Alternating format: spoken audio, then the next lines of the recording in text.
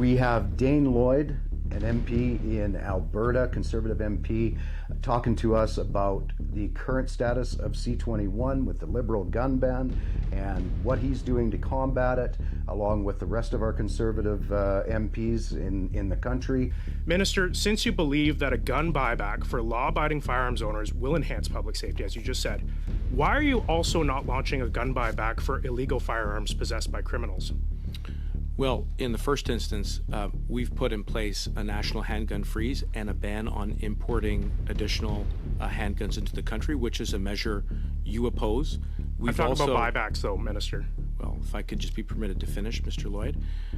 You also oppose our national ban on assault-style rifles, and you would propose to make them legal again, which we think is fundamentally wrong. You're not answering the question, Minister. You're dancing around the question.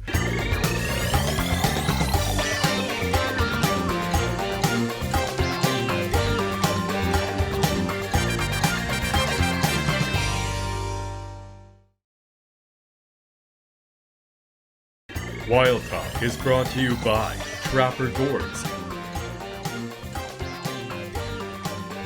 the Wild TV Canada app, and these fine sponsors.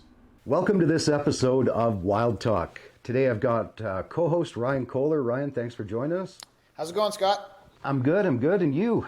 I'm good. I've been out perch fishing a lot and shed hunting, got a few sheds so far this year. I think 5-6 sheds so far this year. I'm hoping to get out after the conversation today. I know we're having a great conversation with Dane Lloyd.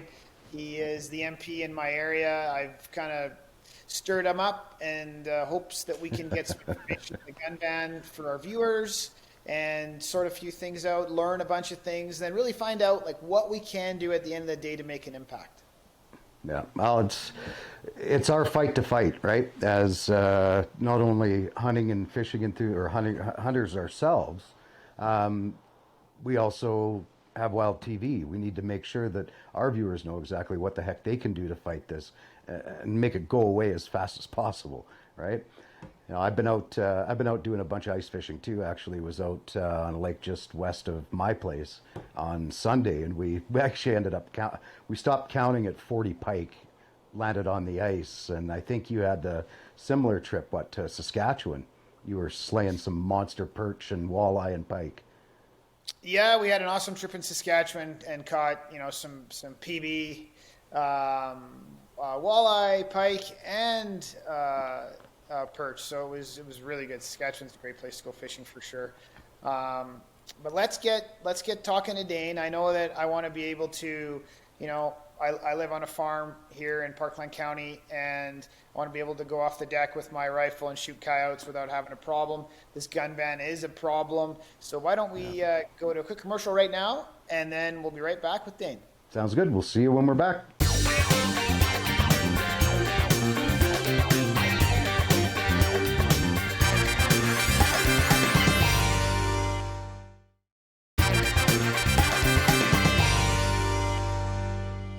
Welcome everybody to this episode of Wild Talk. We have a special guest for you today, Dane Lloyd, an MP in Alberta, and we're going to be talking to Dane about the Liberal gun ban and what's going on and what you can do as a viewer to help us win this battle. Dane, welcome. Thanks for joining us today. Thank you for having me, Scott. Thanks, Ryan. How you doing, Dane? I'm doing well. We got a couple weeks before Parliament returns, and I expect Bill C-21, the Liberal hunting rifle and shotgun ban, to be top of mind in Parliament. You travel back and forth quite a bit. I know that you're my MP. It's Sturgeon River, Parkland County. So you're the guy that represents this area, which is cool. It's good to meet you, and the travel back and forth is quite a bit right now. Yes, we travel quite a bit. Parliament sits. It's like the school year for your kids, September through June. With a winter break and a summer break, which are great times for us to get back to our constituency, to talk to in our communities, to talk to constituents and talk to people in our community. I know one community that I've been talking to a lot lately is the firearms community. They're very concerned about these new amendments to C-21 that got brought in at the last minute without any warning from this Liberal government. And but they're very happy that we've been fighting it as Conservatives in Parliament, and that's where it is right now. It's still being fought over, and I expect the fight to continue as soon as we're back at the end of this month. I know we've got a lot of obviously a lot of our viewers, most all of our viewers are hunters and fishermen, and probably keep pretty up to date on the information. Would you say we're making some headway with the battle in this? Where are we at? Definitely, we've had some very strong successes, and I think I have to attribute it to there's been a lot of help from firearms owners, hunters, sport shooters across this country who have been writing to their MPs, calling MP offices, whether they're Liberals, Bloc Québécois, New Democrats, or Conservatives. They have definitely been putting this on the front burner as a political issue. How important is it to write your MP? How big of a difference and what kind of an impact does it actually make? Because it's easy to say, right? It's easy to say that people are writing their MP, but if you can convince people to do it, what does that do? It makes an impact. I can tell you when you come back to your office and your staff are showing you a stack of letters this high and their email inboxes are full, that the MPs start to take notice, and I can tell you that the Liberal MPs in particular are very, very concerned about the blowback that they've been receiving over this legislation, over these proposed amendments, and it is exposing fissures within the Liberal Party of Canada that 3 months ago I never thought would have been exposed, but have been exposed, and it's partially due to the overwhelming the overwhelming response from Canadians, but also also from the very skilled management of this by our Conservative members of Parliament who have been keeping the fight up on this. And so it's simple. I mean, we say write a letter, but I mean, an email is exactly the same thing, right? You don't need to, and you're saying like a stack of letters, but in reality, a paragraph to your MP on an email is going to make the same type of impact. I'm just trying to get through to Canadians, especially our viewers on Wild TV, that you can make an impact right now. You can find out who your MP is right now, and you can send them an email, and it does make a huge difference. It's what changes things. Try to book a meeting. Call your MP's office and say, very, very politely, very straightforward, say, I'd like to book a meeting with the MP to discuss this issue with him. It's very important to me. I'd like to have a phone call set up with the Member of Parliament to discuss this issue.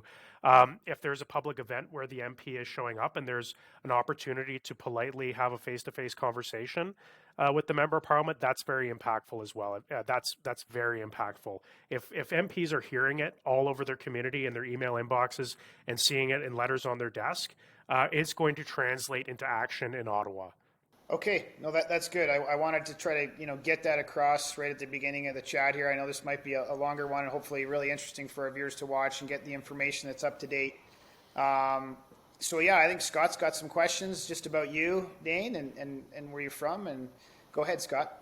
I do have a little bit actually, Dane. I think you're my MP as well, because I'm just southwest of Stoney here. So, but how long have you been in politics? I guess is my first question. How long have you been representing Albertans? Well, I've been a member of Parliament for just over 5 years now. I was elected in a by-election to succeed Rona Ambrose, our former Conservative interim leader, in 2017. Mm-hmm. Before that, I was serving as an infantry officer in the Canadian Reserves. I'm still a reservist. I was actually out in New Brunswick and Fredericton completing my platoon commander training when the opportunity to succeed Rona Ambrose came up. And so I came home. My family farms outside of Spruce Grove, are seed potato farmers, and have been here for generations. And I also worked in politics before I worked for some MPs. I worked for a minister. So I've been very interested in politics from a very young age. Very interested in hunting and firearms. I've been going out hunting with my grandfather since I was about 4 years old, around the Viking area of Alberta primarily, and in Saskatchewan as well. So, it's part of my upbringing. It's part of the traditions of my family. And so it was very important to me and very meaningful for me that I was able to be part of this issue. Well, I've watched a lot of videos of you, Dane, calling out the Liberals and so forth on this gun ban. And I can certainly say from watching those that you're definitely passionate about knocking this gun ban down. That's for sure. I think one of them here was not too long ago. It was about a month ago. You'd called out the public safety minister on the ban of the hunting rifles, because I think, if I'm not mistaken, the most recent list is roughly 307 pages of banned firearms, which really goes after the hunting firearms. Before we do that, I think we got to go to a commercial break real quick here.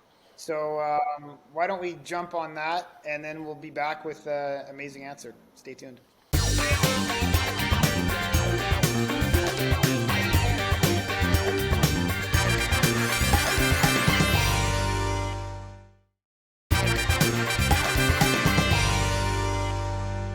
Just before we went to commercial break, we were chatting about the time you called, about a month ago, you called out the Liberal public safety minister on the hunting gun ban.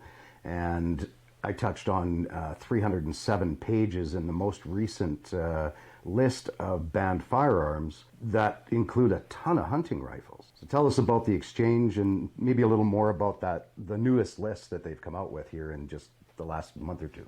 Well, something that was, that struck me when we received a copy of this list, which was not a public list at the time that we received it, was just how many firearms had already been banned, for many decades on this. So that was suspicious to me. Why would the government bring forward an amendment to ban firearms that have been banned? They had Uzis on there, they had tasers. These are firearms and firearm-like tools that have not been available for civilian use for quite some time. But you really had to get into the devil in the details.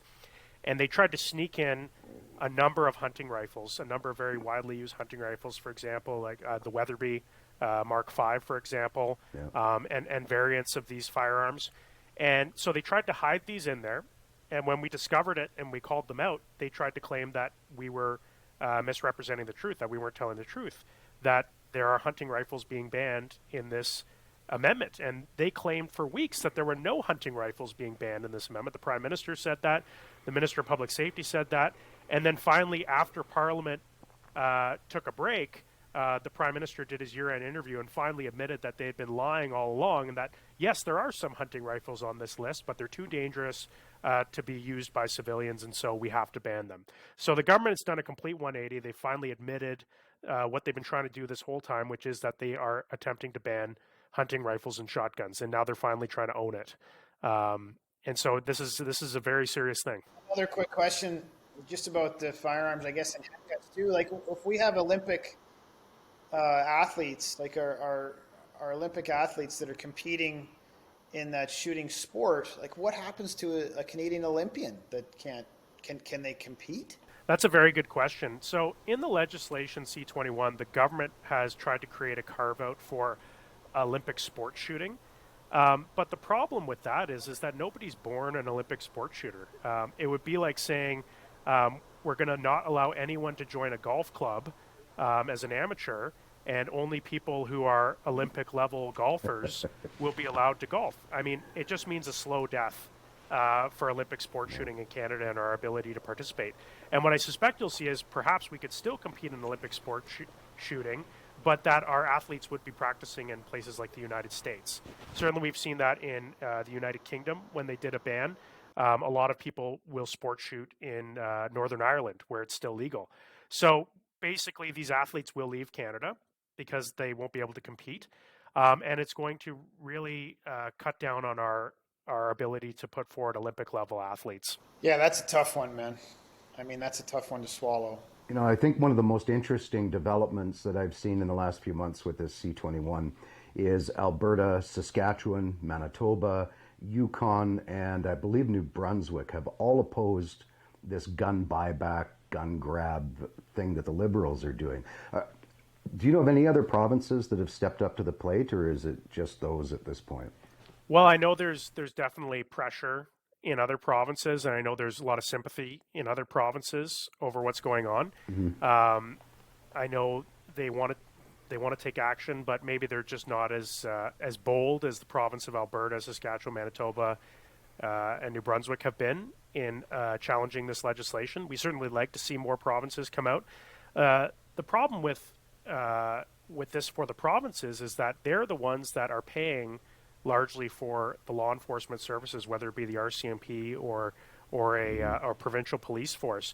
And if our law enforcement, which is already stretched thin, dealing with the responsibilities that they have today are tasked with running a gun confiscation program. It's really going to undermine, and this has been borne out by testimony from the National Police Federation, which is the RCMP union, and by chiefs of police across the country, is they don't have the resources to implement these federal liberal policies. And so when it's undermining public safety in that way, we have to take a stand, and I'm so pleased to see so many provinces take a stand against this. No, I definitely was too. Was there, I believe I heard something about this a while back, that they were talking about getting Postal Service employees, Canada Post employees, to go around. Is there any truth to that one, or is that just rumor? I believe it was considered. I mean, right now, at least at one time, Canada Post was the shipper that you had to use to transport firearms in this country, but Canada Post is not prepared, from what I've heard, is not prepared to run a program of this size. The government has, I believe, put out a tender to try to seek out vendors who could implement their gun buyback program, and they haven't been able to find anyone to do it, because frankly, it's a gargantuan task, and it's not a task that people are really equipped to carry out. I certainly wouldn't want anything to do with that at all. That's for sure. Ryan, you ready to go for our next question? What does that entail? What does that even mean? Like, the Liberals got this plan to do an expanded gun ban. Is it research on what guns, or research on who uses them? What does it mean?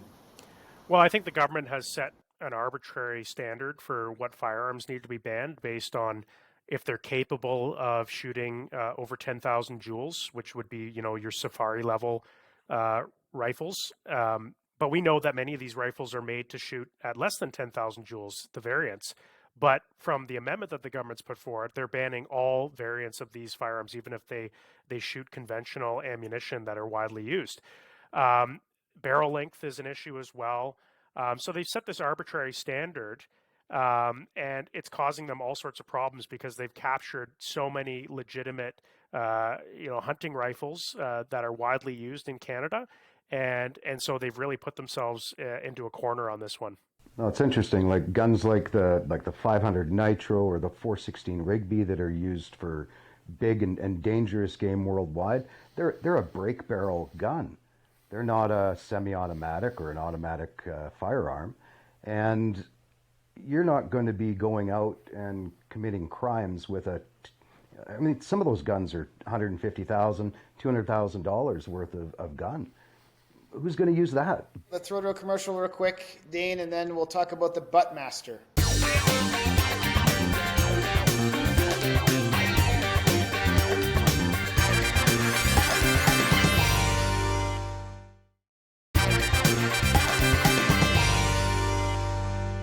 All right, we're back again with Ryan Kohler and Dane Lloyd, and I'll let you guys continue. You're just starting to ask a question, Ryan. Go ahead. Yeah, my last question, Dane, was the expanded gun ban, and the reason I asked that is because I'm kind of wondering who actually does this. Like, who's actually checking the list and making sure that some of these guns make sense? Because I looked at the list, and there was a gun called the Buttmaster, and I think that the gun ban is put out there so we can not have any mass shootings, and I don't think you can do that with this gun. Do you know what the Buttmaster is?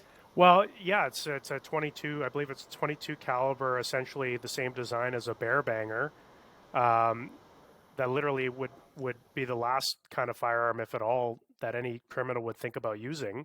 And frankly, it's not one that I think is actually in wide production. I think it's a very novelty niche firearm, and yet it somehow found its way on this list. I just find it very odd. It blows me away that they can't get the list proper. I mean, and as a taxpayer, you'd think that you'd have somebody in government that could put a proper list together with the right guns that they would want to go after, instead of just throwing everything into a blender and deciding to ban everything. What are your thoughts on that? Like, how do we fight the list? How do we get our hunting rifles off the list? How do we get rifles that shouldn't be on the list off the list? Is there a way to do it?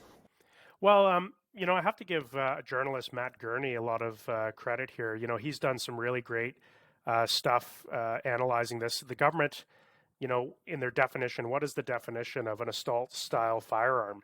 And, I think everyone's been rightfully asking, well, what is the definition of assault-style firearm? And so this is the government's attempt to say this is the definition: a semi-automatic that is capable of carrying more than 5 rounds, and that has captured a whole wide range of firearms, and as well, the 10,000 joules, and the barrel length, of course, which have been long standard practices on firearms. But they brought forward this amendment, and in the process, they've captured a great number of firearms that are widely used by hunters and sport shooters. And so what we need to do is we need to fight this amendment to fix the amendment. And we're talking with firearms experts from across the country on what can we do to ensure that legitimately used hunting rifles and shotguns and sport shooting rifles and shotguns are not being covered under this definition. And frankly, I'd like to see the whole amendment brought down, and that's certainly what I'm fighting to do. And where do you think it's going to land? Like, what's your gut feel on this? You're in Parliament. You're around this all the time. You're fighting it. What does your gut tell you? Like, what could happen? Is there like an A and a B? Well, I'd like to see the government back down completely on these bad faith amendments. I'd like to see them pull the amendments and restart consultation with First Nations, Indigenous, Métis, and Inuit peoples. I'd like to see them come back to law-abiding firearms owners and talk about, like, let's forge a new consensus in this country that doesn't attack law-abiding firearms owners, that recognizes that, yes, there is work that needs to be done to combat violent crime in our cities that use firearms, but not targeting people that have been using firearms for generations for completely legitimate purposes. What I believe the Liberals are going to do is try to extract as much political gain out of this. There could be an election coming in the next year, while trying to minimize the political damage that they've caused themselves with their own supporters, especially in rural parts of the country, Atlantic Canada, Northern Canada, and the Territories. They've done tremendous damage to themselves. When you have the New Democratic Party feeling the heat from their supporters, you know that the Liberals have really stepped in it on this one. So I suspect the Liberals will try to back down, but continue to try to push forward a definition, but exempting a wide range of the most egregious examples of legitimately used hunting rifles. And then they're going to expect people to thank them and be appreciative of them for doing this. We can't show that appreciation. We need to make them pay a political cost no matter what, because for them, if they get through this battle and they can continue to win the next election on this issue, they will continue with new gun bans, with new definitions, with new policies that will target law-abiding firearms owners. So then back to, getting a hold of your MP and signing petitions. I think I really want to drill down what we can do, right? And what you can do is not let it go, basically. Just keep talking about it and making sure that it's in the news at all times, making sure that we're educated on it, making sure that you're getting a hold of your MP, signing petitions. Is there anything else that can make a huge impact? So there's going to be a pivot moment in the next few months where the government tries to compromise or be seen compromising on this issue. And I think it's important for firearms owners not to get lulled into a sense of complacency. This government is not interested in compromising on this issue. They're interested in lowering the temperature so they can continue to get away with their policies to divide Canadians.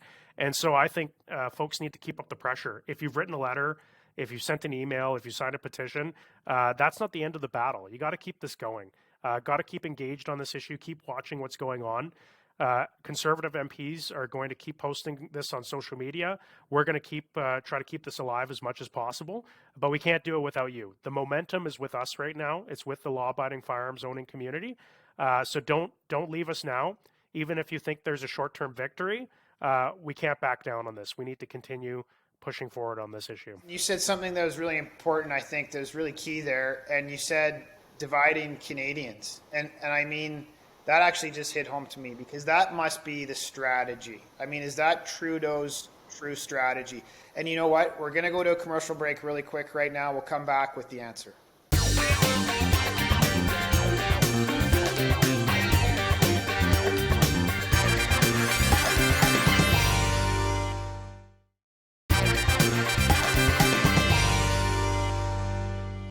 watching Wild Talk with Scott Stirling and Dane Lloyd, and I've just jumped in here, and it's a really important conversation we're having about the gun ban. You know, Bill C-21. We've got some great information from Dane in the last half hour, but I think maybe what just hit home for me is, Dane, you just mentioned in the conversation before about dividing Canadians, and that's a big statement, because is that what Trudeau's really trying to do here? I mean, the gun ban is that his move? Is that his play, like dividing Canadians?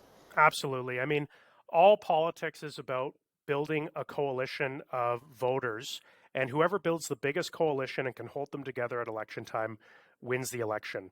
In this country, we're increasingly becoming urbanized. We have demographics are changing in this country. And the Liberals recognize this. They recognize that gun violence is a huge issue in our communities, in our urban communities, and that people want action on this.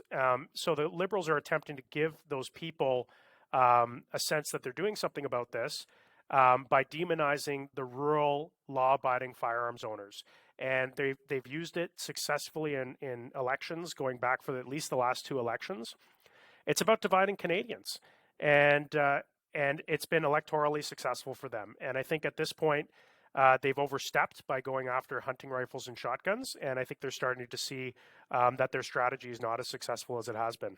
You're 100% right on that one, Dane, that dividing the Canadians seems to be the overall strategy for the Liberal Party. One of the other things that I had talked about here on a few episodes ago with Rod Giltaca from the CCFR and Rick from NFA, that guys got to get out and vote. They got to get out and vote when the election comes. And that's one of the most, I almost think it's one of the most overlooked things. I have friends that don't vote, and I would say the majority of them that do, so they can actually have a say in something. But obviously voting is going to get the message across once we get the Conservative Party back into federal power again, and whenever Trudeau decides to call another election. Well, voting is one thing, but we need to build a culture of we have a culture of responsible firearms ownership in this country, but we need to grow that community. So we need to get our spouses involved, get our children involved, by building that culture up. For me, it was my grandfather, from a very young age, learning about safe and responsible firearm ownership. And that's why I have grown up to be somebody who is part of the firearms community, part of the hunting community. But if we don't have that generational passing on of our traditions, then our voter base will get smaller and smaller. And actually, this is something interesting that the Liberals, the Minister Mendicino actually led on in one of our committee hearings, is that he's very concerned because over the past few years, the number of people who have received a firearms license in this country has grown by an extraordinary number. And if I was in power and I'm looking at that, I'd be like, isn't it great that we have people who are going and they're taking the course, they're getting vetted by the Canadian Firearms Program, and they're getting a license and they're being responsible. But for the government, for this Liberal government, for them, they're looking at new voters who are being created, who now have a stake in stopping their misguided firearms policy. They're trying to strangle the culture of responsible firearm ownership in this country, to shrink the voter base so that they can be successful in future elections. Early on, there's a video I watched of you with Mr. Mendicino, and I think we have that video. So, why don't we watch this video? This is a really great video that Dane's done, and in Parliament. And let's go to it right now, and then we'll come back and you can kind of walk us through what happened there. We took the decision to ban assault-style rifles because they were designed to kill. We looked at some very careful standards around the definition, which is contained in the order in council, and we are now setting about the launch of a buyback program so that we can get these guns out of our community, because we owe it to the victims to make sure there isn't another tragedy or a mass casualty. The fact is, you don't have any studies that demonstrates that this is going to enhance public safety. Minister, since you believe that a gun buyback for law-abiding firearms owners will enhance public safety, as you just said, why are you also not launching a gun buyback for illegal firearms possessed by criminals? Well, in the first instance, we've put in place a national handgun freeze and a ban on importing additional handguns into the country, which is a measure you oppose. I'm talking about buybacks, though, Minister. Well, if I could just be permitted to finish, Mr. Lloyd. You also oppose our national ban on assault-style rifles, and you would propose to make them legal again, which we think You're is not answering the wrong. question, Minister. You're dancing around the question. Why don't you have a program to buy back illegal firearms from criminals on the street? Why aren't you putting a program like that in place? Well, we've taken a very concrete and tangible step forward to addressing handgun violence through the introduction of a national handgun freeze. And we're also going to get assault-style rifles out of our communities. You're seeking to cap magazine size to no more than 5 rounds. Is that correct, yes or no? Yes. Will this apply to all long guns or only semi-automatics?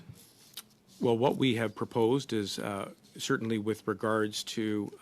Will it apply to all long guns? No. Do you understand the Lee Enfield rifle is a commonly used hunting rifle? It has 10 rounds in the magazine. You're aware of that? I have heard that. Is the Lee Enfield rifle, because it has 10 rounds in its magazine, on the list of things that will be regulated? Let me take a step back and tell you why it is that we've put these standards into the bill. We think that by doing so, that we will reduce gun violence. See, the important thing, Minister, is that these firearms are predominantly used by Indigenous people to fulfill their traditional treaty hunting rights. And if you are limiting their ability to use a Lee Enfield because of C-21, you're limiting Indigenous rights. This violates Section 35 of the Charter of Rights and Freedoms. How is this not colonialism, Minister? Well, we're consulting with Indigenous communities, and we have and will continue to consult on Bill C-21. Good. And we're listening very carefully to Indigenous leaders to make sure that for those who hunt as part of their tradition or who hunt to eat, that this bill will be consistent with those principles of reconciliation. And I assure you those conversations are ongoing. Touch on the First Nations angle and then talk about what that was like in Parliament at that moment with Minister Medicino. Well, I have to say it was a tremendous success to get the Assembly of First Nations on board opposing C-21. The government has tried to mollify Indigenous peoples in previous iterations of this legislation, in firearms legislation, but I think finally they've crossed a line for First Nations people, Indigenous peoples. And, you know, even if they get an exemption to use these firearms for hunting purposes, what I would tell Indigenous peoples is, well, where are you going to buy these firearms 10, 20, 30 years from now to fulfill your treaty and traditional hunting rights? Where are you going to get the ammunition for these firearms when nobody's selling that ammunition because there's no market in Canada for that? So what the government is basically offering Indigenous peoples is, yes, a protection. They might offer them a protection of their rights in the short term, but in the long term, they're really going to make these traditional hunting rights extinct when people can't functionally carry out those rights for lack of access to firearms or ammunition. And so it's all about strangling the culture here. Okay, thanks, Dane. We're going to pop over to a quick commercial break and we'll be right back.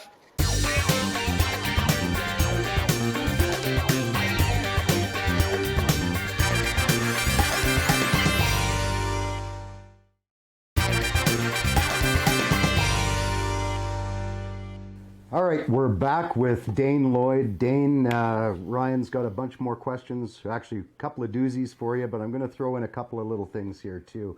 You know, with Alberta, Saskatchewan, Manitoba, Yukon, and New Brunswick opposing the federal gun ban, not to take away from the other provinces, obviously we live in Alberta, so that's close to home and close to my heart.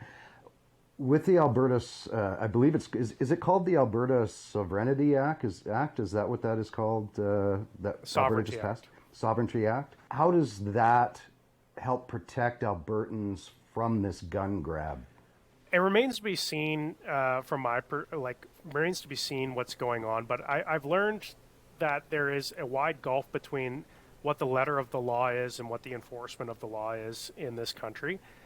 When we don't have enough law enforcement resources to deal with the laws that we do have on the books and the responsibilities of police, very often you can see that things are not prioritized. And I think certainly in Alberta, which does have some direction over the priorities of the RCMP under our contract with the federal government and the RCMP, I don't believe that there would be a priority placed on seizing firearms from law-abiding firearms owners in this province. However, it doesn't stop the federal government. Currently, we're under an amnesty for those firearms that have been prohibited. The government could continue to expand that amnesty or extend the amnesty. But if there is a point where the amnesty ends, we could be looking at tens of thousands, if not hundreds of thousands of Canadians and Albertans who will become criminals overnight. And I don't think anyone wants to see that in this country, and that's something we have to work to prevent. So it is positive to see provinces stepping up to the plate, using their resources to advocate on this issue. But ultimately, the fight is in Ottawa, and that's where we need to win the fight. So when we talk about the buyback program, that's kind of an interesting one for me, because what is the strategy there? Is the strategy to bring the value of guns and ammunition down to basically zero and then buy them back? No, I don't think so, because I think under the law of the country, when the government is expropriating property, they have to pay something that is equivalent to what the fair market value is for those things. And if government policy significantly lowers the fair market value of those things, then I think there would be a very strong legal challenge to the government. For example, when the government is seizing land, maybe to build a highway, for example, they can't pass a law that prevents you from using that land for any economical purpose and then devalue that land and then say we're going to go buy it at 1/10 the value. I mean, that would go completely against the spirit of property rights in this country. What the government is doing is setting a baseline that they want to buy it at, but I'm not even convinced that they really want to fulfill that. Like we've seen with the amnesty for the past 2 years, is that they've just forced people to keep the firearms locked in their gun safes. And my worry is that the government's going to look at that as the cost-effective solution and just say, well, you have to keep it in your gun safe. And if it's out of the gun safe, we're going to charge you. So basically, they've made the property worthless. And then they're going to wait until these firearms owners pass away over the next number of generations and seize those firearms slowly over time and reduce the cost to government of having to do a buyback. That's what they've done with the handguns. Under C-21 and the Order in Council, which have banned the transfer of handguns, they're basically saying, we're not going to buy back your handguns, but we're going to limit your ability to buy or sell or use them or pass them on to the next generation, so that over time, those handgun owners will pass away and eventually handguns will be effectively eliminated. Legal handguns will be eliminated in this country. They won't do anything to eliminate ghost guns or illegally smuggled handguns. So there is a lot of angles here that we can actually make some changes. There's a lot of things that's going to be very hard to implement, even if the gun ban does get put through, and there's going to be a ton of challenges. I mean, I don't see how they could do this. To me, it's almost an impossible lift. Anyways, on that note, with the impossible lift, we're with Dane Lloyd talking about C-21. We're going to be right back after this break.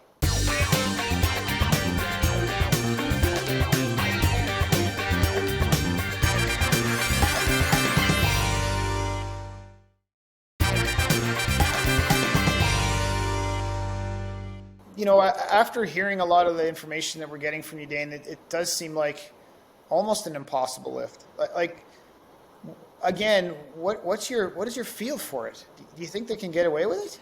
Well, for the Liberals, I mean, they're the masters of political theater, and I'm not entirely convinced that they want the gun issue to go away, because if they were to magically solve gun violence issues in this country, then they would lose one of their most powerful political tools that they've used in previous elections. And so what they want to do is do these bite-sized chunks, and I'd say this is a fairly big bite for them. I think they bit off more than they could chew going after hunting rifles and shotguns. But they want to keep this issue alive because it's been so effective for them in elections. And so, this is why our firearms owners need to take a stand, especially our hunting and angling community.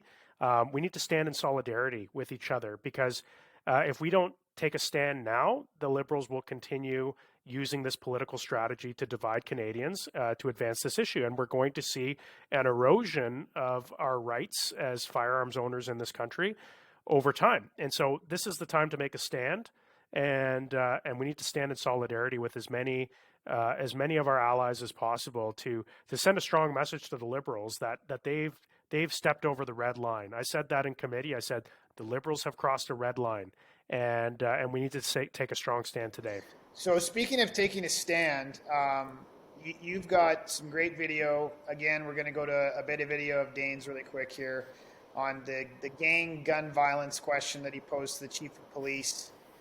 And it's pretty good. Check this out. If the government's policy was that they wanted to buy hard drugs off the street as a means to, reduce the proliferation of drugs on the street, would that be an effective tool to get hard drugs off the street? I do not believe it would be an effective tool. So why should it be effective for gun policy? I would not suggest it was effective for gun policy. Dane, can you just talk us through that video real quick? Yeah, so this was a different study that preceded C21. It was a guns and gangs study. So it was very topical because there's been a lot of gang violence in Canada's major cities. And I had a chief of police there, and I posed the idea to him that if they were to buy back all the drugs off the street, would that have an effect on, reducing organized crime and drug overdoses? And the chief of police said, absolutely not. And I asked him, would that have the same effect on firearms? And he said, it wouldn't. So we know that these firearms buyback programs are window dressing. They're an attempt by this Liberal government to virtue signal with their urban voters to make people think that they're taking action, when in reality, the actions that need to be taken to keep youth out of a life of crime. We know that these organized crime groups are increasingly recruiting young people, vulnerable young people, to commit these violent crimes for them. Is there a way we can protect these young people to prevent them from getting into a life of crime? Are there ways that we can interdict the areas that organized crime are making their money at, which they feel they need to protect their turf using firearms? Are there ways that we can get in between that? I think there are so many things we could do to reduce the violence and reduce the irresponsible and reckless use of firearms in this country. But one of those things, a gun buyback on law-abiding gun owners, will not have that effect. That's, again, like a really heavy one, right? You really think about what we should be doing instead of trying to, buy back guns and ban guns of farmers. We should be trying to figure out how to stop the violent crimes. I mean, that's where all the energy should be going right now. Instead of we shouldn't be talking about this even. It's almost ridiculous. Well, that or mental health. I mean, we are in a mental health, as one person put it to me, a mental health tsunami right now, especially because of COVID-19 and the lockdowns. The impact on people's mental health has been tremendous. And we've seen governments consistently underfund and misunderstand the mental health challenges that Canadians are facing. And, firearms owners, law-abiding or not, are not immune to these mental health challenges. And how can we get in there to help people, before they get into the red, as we say in the Army, or get into the black, and do something that they can't take back? How do we protect people? And I think that's something that we haven't done nearly enough at doing in this country.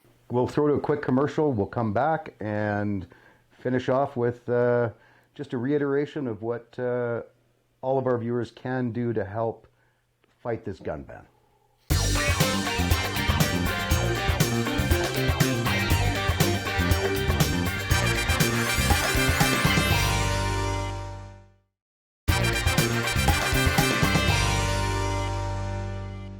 What would you like to close out with, Dane?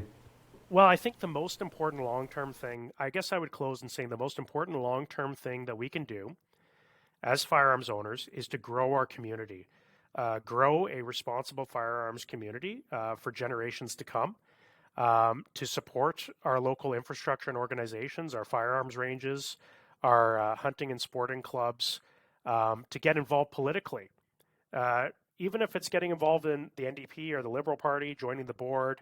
I would obviously like to see people join the Conservative team, and I would encourage people to do that. But get engaged with politicians across the political stripes. Let's build a new consensus in this country, a consensus that we had for so many generations until recently, that law-abiding firearms ownership is not the problem in this country. So we need to rebuild the culture, rebuild our community, make it stronger. But also engage with our politicians from across the political stripes, so that we can get positive action on this issue. So that would be how I would close. I think that's the best long-term the long-term strategy to ensure that our children and our children's children can continue on with our tradition and our heritage of responsible firearms ownership, whether it be for sport shooting or for hunting in this country. I think that's the most important thing we can do. Well, Dane, I don't think anybody could have said it better. So thank you so much for joining us on Wild Talk, and we hope to have you on here again. Ryan, thanks for joining as a co-host. Thank you for having me. Retired Major Mark Campbell in my riding of Sturgeon River Parkland lost both legs in the line of duty in Afghanistan. He is an avid sport shooter, but understandably, due to his disability, he is very limited in the kind of firearms he can use. And all of these firearms have now been banned under Liberal OIC. My question to the Minister of Public Safety is, did their department do a legal analysis and consider the Section 15 charter rights of disabled Canadians not to be discriminated against when they passed their OIC? The Honourable Minister. I thank the member, Mr. Speaker, for the question. And yes, there was a very thorough analysis done by the Justice Department to ensure that the prohibitions that we put in place were in fact charter compliant. But let me also say, Mr. Speaker, how important it was that we prohibited weapons that were not designed for sporting purposes at all. In fact, they were designed for soldiers to use in combat. They have no place in a civil society. We have prohibited them, and we believe, and this has been echoed by many people across the country, that this will make Canadians safer. Mr. Lloyd. Mr. Speaker, is the minister aware that the AR-15 is the most popular sporting rifle in Canada, and is he aware that disabled veterans like Major Mark Campbell are unable to participate in the sport of sport shooting because of his OIC? The Honourable Minister. I can assure the member what I am aware of is that the AR-15 and other weapons like them have been used in mass killings in Canada on many occasions, at the École Polytechnique, at Dawson College, again at the Quebec Mosque, in Moncton. And they've also been used, the AR-15 in particular, at the terrible tragedy in places like Sandy Hook where a bunch of kids were killed. And so there is no place for these weapons. And that's Mr. Lloyd. Well, Dane, thank you so much for joining us. We really appreciate you taking time out of your busy schedule to bring all of our viewers up to speed on what's going on with C-21. You know, some of the interesting things that I gleaned from the conversation were, you know, the different things, obviously, that you can do as a law-abiding gun owner to fight what's been going on. One of the things that we really didn't touch on in the show so far was including writing letters and doing all of those things is to support the groups that are actually fighting for your rights. CCFR, the NFA in Canada, the CSSA, all those different groups are in the courts. They're fighting for our rights as law-abiding gun owners, and anything we can do to support them, we should be doing on a daily basis to make sure that this thing goes away and goes away quick. Ryan, what did you take away from the conversation with Dane today? Well, first of all, Scott, thanks for having me on the conversation. It's fun to talk to Dane. You know, smart guy. He lives in my area, so it's nice to talk to somebody from Parliament that lives in my area that's speaking on our behalf. And the biggest thing that I took away for sure from that conversation was the fact that we need to get youngsters into hunting and fishing. It seems to be, you know, the thing to do. Get them a license, get them a hunting license, you know, take the gun course, understand and use firearms safely and create a bigger community out of the younger generation. So that's our job, right? That's my job. I'm going to make sure that both of my kids can use a rifle, know how to handle a rifle, know how to, you know, to go through the proper steps to get the proper licensing and all the rest of it while we still can, and make sure that community grows. That's what I got out of it, and I think that's probably the most important thing. All right, guys, that's it for this episode of Wild Talk. Thanks to Dane and Ryan again for joining, and we'll see you next time. Wild Talk is brought to you by Trapper Gourds, the Wild TV Canada app, and these fine sponsors.